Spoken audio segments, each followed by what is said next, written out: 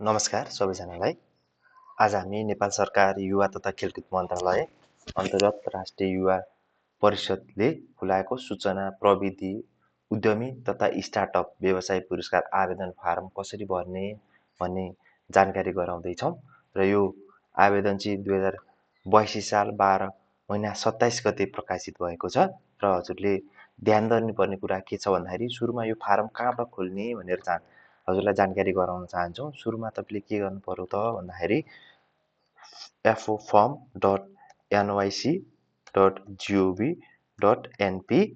र त्यसको पोर्ट कति छ त भन्दाखेरि 81 पोर्ट गर्नुभयो भने चाहिँ तपाईँले के गर्नु त भन्दाखेरि यो फारम खुल्छ है।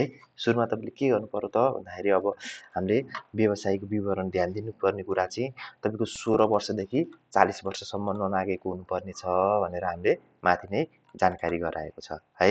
त्यस्तै अब तपाईँले के छ त भन्दाखेरि व्यवसायको उद्यमी विवरण के हो, व्यवसायको नाम के हो भनेर तपाईँले यहाँबाट व्यवसायको नाम देख्न सक्नुहुन्छ। जस्तै अहिलेको लागि हामीले एबिसी कम्पनी प्राइभेट लिमिटेड भनेर हामीले यसको के गर्यौँ त भन्दाखेरि नाम राख्यौँ है। ठिक छ। त्यसपछि व्यवसाय सञ्चालन गरेको स्थानको ठेगाना भन्छ। हजुरको एबिसी कम्पनी अथवा तपाईँको आफ्नो कम्पनी कुन चाहिँ स्थानमा रहेको सञ्चालन भएको छ भनेर तपाईँले यहाँनिर जानकारी गराउनु पर्यो हो। जस्तै अहिले काठमाडौँमा छ भने काठमाडौँ राख्नु पर्यो है। त्यस्तै अर्को के छ त भन्दाखेरि व्यवसाय दर्ता अनुमति लिएको स्थान तपाईँको कम्पनी कहाँ रजिस्टर भएको हो। ठिक छ। भनेपछि रजिस्टर कार्यालय कहाँ हो तपाईँको भनेपछि अहिले हामीले कोटेश्वर राख्दियो है, कोटेश्वर हो। ठिक छ। र मिति कहिले रजिस्टर भएको त भन्दाखेरि 2065 साल हो 10 को महिना 10 गते भनेर तपाईँले यहाँ राख्न सक्नुभयो हो। रजिस्टर अथवा मिति तपाईँले कहाँ व्यवसाय सुरु गरेको मिति कहाँ छ त भन्दाखेरि कम्पनी रजिस्टर कार्यालयमा तपाईँको कहिलेबाट व्यवसाय सुरु भएको हो त्यसको मिति चाहिँ जस्तो हामीले 2065 साल हामीले तपाईँले यहाँबाट मिति यसरी छान्न सक्नुहुन्छ है। त्यसपछि 65 साल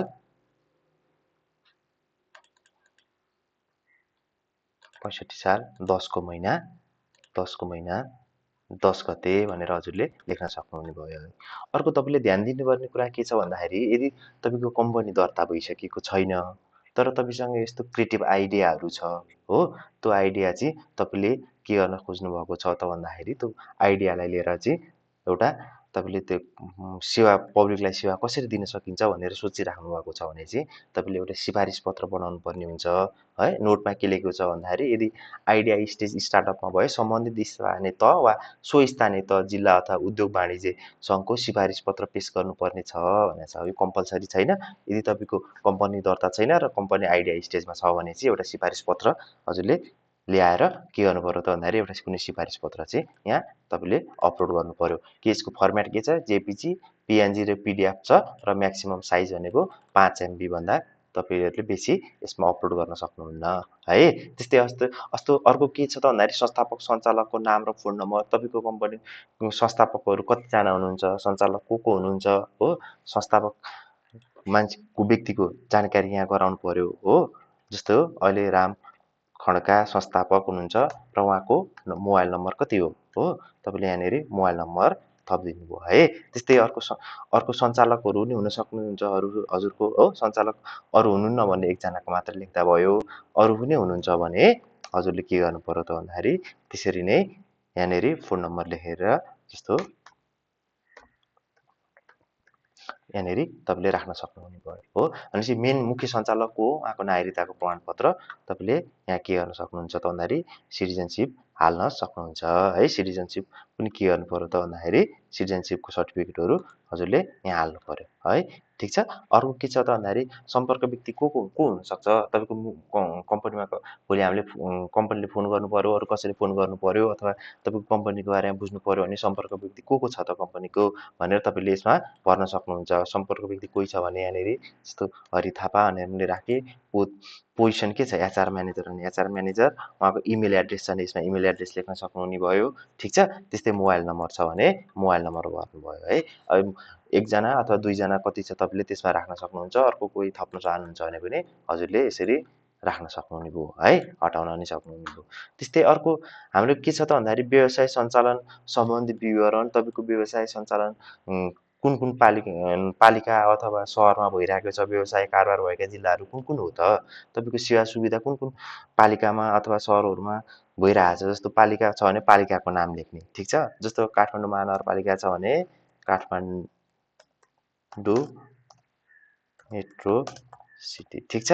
त्यस्तै अर्को कुनै सपोज अर्को तपाईँको बागमती नगरपालिकामा चलेको छ भने बागमती नगरपालिका हो। भनेपछि कुन छ तपाईँ यसरी नाम लेख्दै जानु। तपाईँको कम्पनीबाट कतिजना जनसङ्ख्याका चाहिँ लाभान्वित छन् हो, कतिजनाले फेसिलिटी पाइरहेछ तपाईँको सर्भिसबाट अन्दाजित कति हुनसक्छ त्यो चाहिँ तपाईँले यहाँ लेख्न सक्नुहुन्छ। जस्तो 1000 अथवा 100 कति छ? 1000 छ भने 1000 लेख्नु होला, ठिक छ?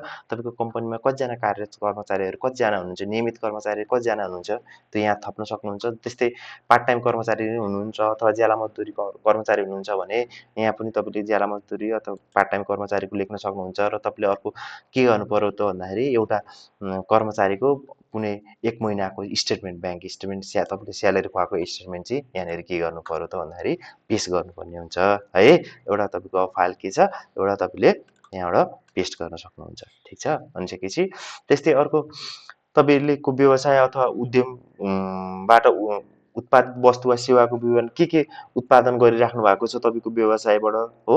भनेपछि कस्तो कस्तो चिजहरू चाहिँ उत्पादन भइरहेको छ त्यो कुरा चाहिँ तपाईँले यसमा लेख्नु पर्यो है। कस्तो छ, के उत्पादन भइरहेछ, तपाईँको कम्पनी कस्तो प्रकारको छ हो। जस्तो एउटा तपाईँको टेक कम्पनी छ भने तपाईँले कुनै प्रोडक्ट बनाइराख्नु भएको छ, सफ्टवेयर प्रोडक्ट बनाइराख्नु भएको छ भने सफ्टवेयर प्रोडक्टको नाम लेख्नु पर्यो हो, सफ्टवेयर प्रोडक्ट नेम हो।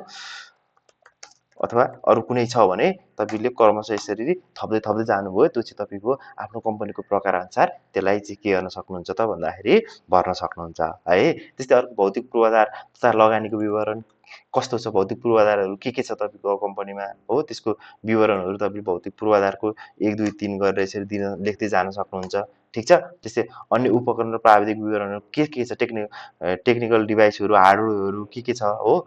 त्यसपछि त्यो चाहिँ तपाईँले यसरी नै तपाईँको कम्पनीमा भएको कुराहरूको डिभाइसको नामहरू हो, के छ त्यो चाहिँ तपाईँले यसमा राख्न सक्नुहुन्छ। दक्ष जनशक्तिको विवरण के छ, तपाईँको टेक्निकल जनशक्तिहरू कतिजना छ हो। भनेपछि प्रोजेक्ट म्यानेजर छ कि, प्रोजेक्ट म्यानेजर कतिजना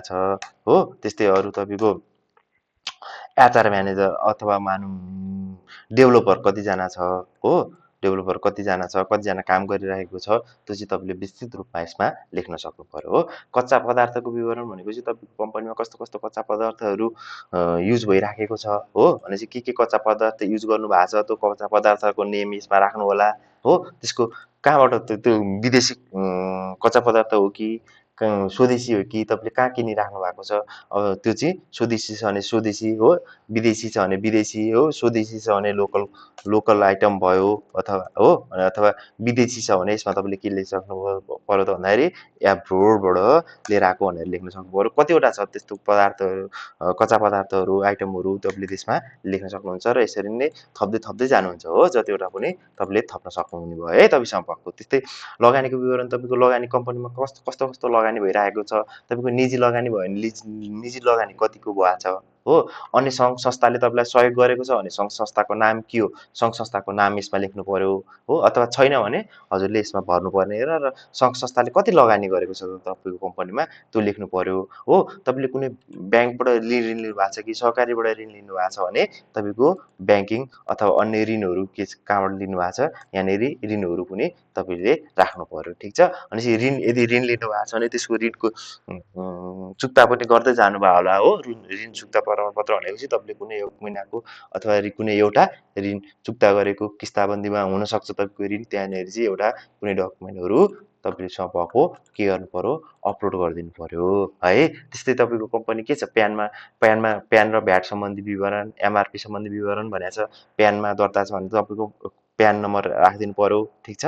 भनेपछि तपाईँको प्यान नम्बर यसमा राख्ने। यो प्यान हो कि भ्याट हो त, भ्याटको छ भने तपाईँको भ्याट भएको भने भ्याटमा भनिदिनु होला, प्यान भएको भने प्यानमा भनिदिनु होला है। भ्याटमा दर्ता भएको भने भ्याटमा दर्तामा ठिक दिनु होला। यदि भ्याटमा दर्ता छैन भने नभएको भनेर लेखिदिनु होला, ठिक छ? भनेपछि तपाईँको कुनै पनि वस्तुहरू उत्पादन गर्नुभएको छ हो, आइटमहरू उत्पादन छ तपाईँको हो, के छ भनेपछि त्यसको मूल्य निर्धारण गर्नुभएको छ भने जस्तो यहाँ लेखा छ नि, हेर्नु त, वस्तु सेवाको एमआरपी उल्लेख भए नभएको खुलाइ उल्लेख भए कुनै 5वटा वस्तुको एमआरपी उल्लेख गर्नुहोस् भने चाहिँ तपाईँले 5वटासम्म चाहिँ हाल्न सक्नुहुन्छ। 5वटा छैन, एउटा दुईटा मात्रै कुनै छ भने पनि तपाईँले त्यहाँनिर एउटा गर्न सक्नुहुन्छ। यदि उल्लेखै छैन भने उल्लेख नभएको भनेर लेख्नुहोस्। यदि कुनै वस्तुको कस्ट मार्केट प्राइस तपाईँले राख्नु भएको छ भने वस्तुको नाम के हो, वस्तु वा सेवाको नाम। त्यस्तै सेवा पनि हुनसक्छ है, तपाईँहरू आइटी हुन सक्नुहुन्छ हो, तपाईँले सर्भिस प्रोभाइडर हुन सक्नुहुन्छ हो, सर्भिस प्रोभाइड कुन प्रोडक्टको सर्भिस प्रोभाइड गर्नुभएको छ त्यसको नाम यसमा लेख्नु पर्यो हो। त्यसको मार्केट प्राइस के छ त, मार्केट प्राइस कसरी दिइराख्नु भएको छ तपाईँले सर्भिस भनेर यहाँ मार्केट प्राइस लेख्नु पर्यो। र अरू डिटेलमा के लेख्न चाहनुहुन्छ भने यसमा डिटेल इन्फर्मेसन चाहिँ यसमा के गर्नुभयो त भन्दाखेरि इन्फर्मेसन राख्न सक्नुहुन्छ है। भनिसकेपछि तपाईँको डिटेल इन्फर्मेसन चाहिँ यसमा आएर के गर्ने भयो त भन्दाखेरि बस्नुभयो। अब अरू छैन भने तपाईँले सिम्पली यसलाई हटाइदिन सक्नुभयो हो। तपाईँको अब कारोबार केमा हुन्छ त, तपाईँको कारोबार नगद हुन्छ कि ब्याङ्किङ प्रणालीमा हुन्छ कि दुइटैमा हुन्छ हो। दुइटैमा छ भने दुवैमा टिक गर्नु होला, र कुन ब्याङ्कमा भइरहेको छ ब्याङ्कबाट गर्नु होला हो। यदि नगदमा हुन्छ भने नगदमै टिक गरिदिनु छोडिदिनु हो। भनिसकेपछि यदि बैङ्किङ प्रणालीमा छ भने बैङ्किङ प्रणालीको नाम हो, जस्तो नेपाल ब्याङ्क छ भने नेपाल ब्याङ्क, र अन्तिम 3 महिनाको ब्याङ्क स्टेटमेन्ट चाहिँ तपाईँले यसमा के गर्नु पर्यो त भन्दाखेरि अपलोड गर्नुपर्ने हुन्छ है। त्यस्तै अर्को के छ त भन्दाखेरि पछिल्लो आर्थिक वर्षको अडिट रिपोर्टहरू, जस्तै यहाँ अडिट रिपोर्ट र कर विवरण भनेको छ हो। अडिट रिपोर्ट भने पछिल्लो आर्थिक 3टा वर्षको अडिट रिपोर्टहरू के छ त भनेर तपाईँले अडिट रिपोर्ट 3टा अडिट रिपोर्ट चाहिँ क्रमशः हो तपाईँले के गर्न सक्नुभयो त भन्दाखेरि अपलोड गर्न सक्नु पर्यो है। त्यस्तै अब तपाईँको ट्याक्स क्लियरेन्स, लास्ट फिस्कल इयरको ट्याक्स क्लियरेन्स कहिले हो त, तपाईँको मिति कहिले ट्याक्स क्लियर गर्नुभएको थियो हो भनेपछि 82 साल कहिले गर्नुभएको थियो तपाईँले। जस्तो साउन भाद्र अश्विनमा गर्नुभएको थियो भने अश्विन कति ट्याक्स क्लियरेन्स गर्नुभएको थियो हो। त्यो ट्याक्स क्लियरेन्सको के गर्नु पर्यो त भन्दाखेरि एउटा प्रमाणपत्र ट्याक्स क्लियरेन्स सर्टिफिकेट पनि तपाईँले के गर्नु पर्यो, अपलोड गर्नु पर्यो है। त्यस्तै तपाईँको व्यवसाय वातावरण मैत्री छ कि छैन, उद्यमी मैत्री छ कि छैन, यदि छ भने होमा ठिक लाउनु होला।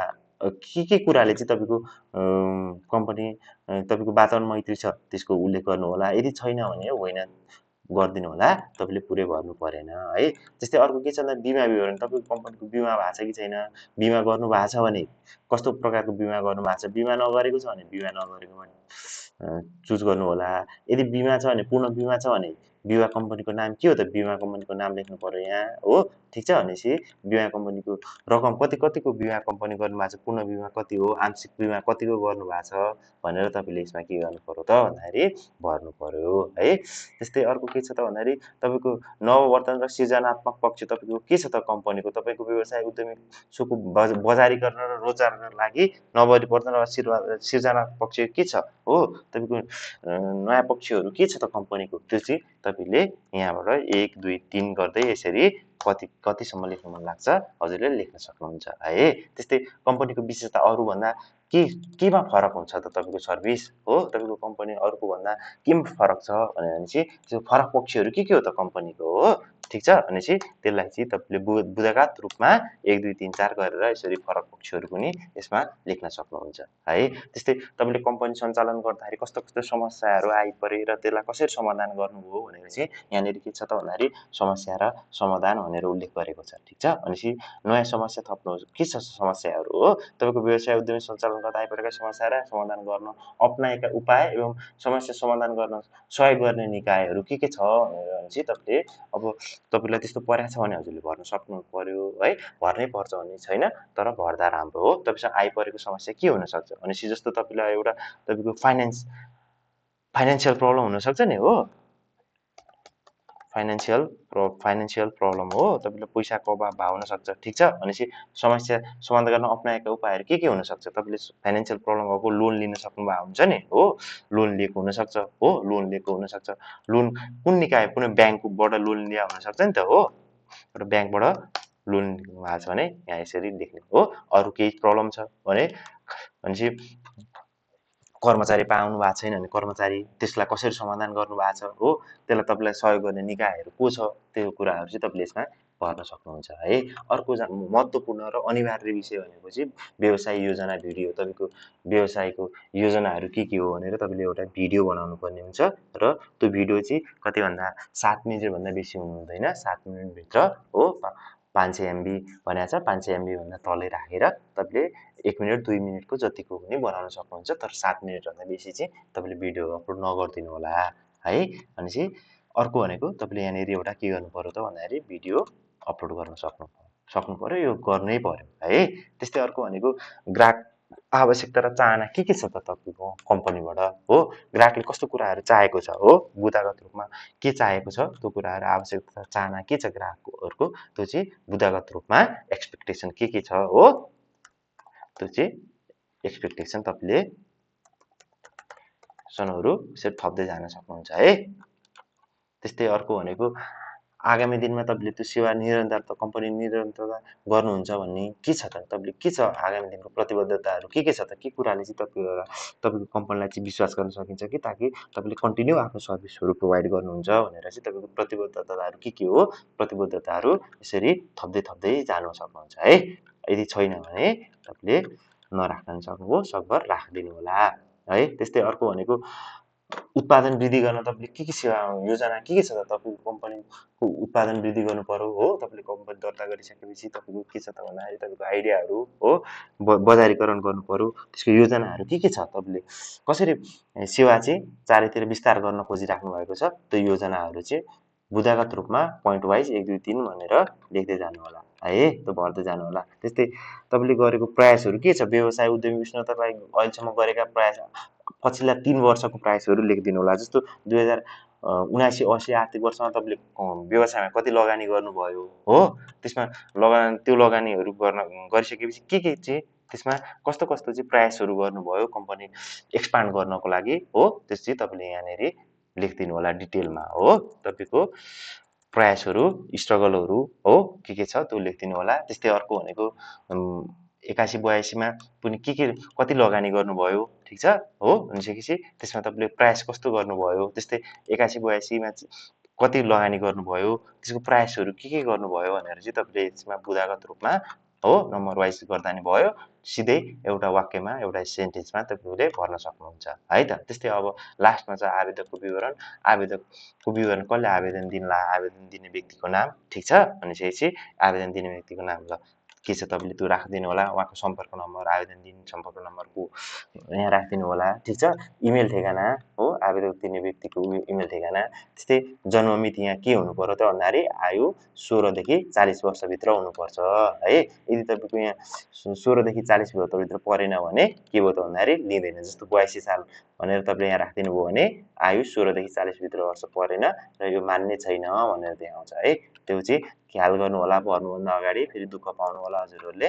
ल हामीले के गर्यौँ त भन्दाखेरि एउटा कुनै एउटा जन्ममिति ल्याउँ, त्यो चाहिँ 37 इयर्सको र के भयो त आयु स्वीकार्य छ। त्यस्तै कुन प्रदेशबाट तपाईँले एप्लाई गर्दै हुनुहुन्छ यहाँनिर प्रदेशको नाम लेख्नु होला, ठेगाना कहाँ छ ठेगाना लेख्नु होला है। जस्तो तपाईँले काठमाडौँबाट छ भने काठमाडौँबाट, बाहिर छ भने बाहिरबाट गर्नु होला। र एउटा लास्टमा तपाईँले के गर्नु पर्यो त भन्दाखेरि सिग्नेचर, एप्लिकेन्टको सिग्नेचर अपलोड गर्नुपर्ने हुन्छ है। त्यस्तो अर्को स्थानीय तथा वडाको सिफारिस पत्र, तपाईँको सिफारिस पत्र वडाले सिफारिस गरेको कुनै पत्रहरू पनि यहाँ पेश गर्नु होला हो। यहाँ भनेको छ मजाले के भनेको छ भन्दा स्थानीय तहको सिफारिस जस्तो व्यवसायले उद्योग व्यवसाय सञ्चालन भएको स्थानीय तह वडाको सिफारिस पेश गर्नुपर्ने छ भनेर एउटा यहाँ सिफारिस पत्र पनि तपाईँले पेश गर्न सक्नुहुनेभयो। र तपाईँले एउटा क्लासमा के गर्नु पर्यो त भन्दाखेरि आवेदन पेश गर्नुभन्दा अगाडि माथि आफूले भरेको जानकारी चाहिँ सबै सत्य छ, यदि सत्य छैन भने जुनसुकै बेला आवेदन रद्द गर्न सक्नुहुनेछ भनेर तपाईँले यहाँ टिक गरिसकेपछि के गर्यो त भन्दाखेरि आवेदन पेश गर्न सक्नुहुन्छ है त। अहिले हामीले यो पेश गरेनौँ, तपाईँले पेश गर्नु होला है। र यस्तै जानकारीहरू अरू जानकारीहरू जस्तै युवा तथा खेलकुद मन्त्रालय अन्तर्गत राष्ट्रिय युवा परिषदले अरू निकाल्ने सूचनाहरूको बारेमा जानकारी चाहनुहुन्छ भने हाम्रो च्यानललाई सब्सक्राइब गर्नु होला। ल धन्यवाद, सबैजनालाई धन्यवाद है त।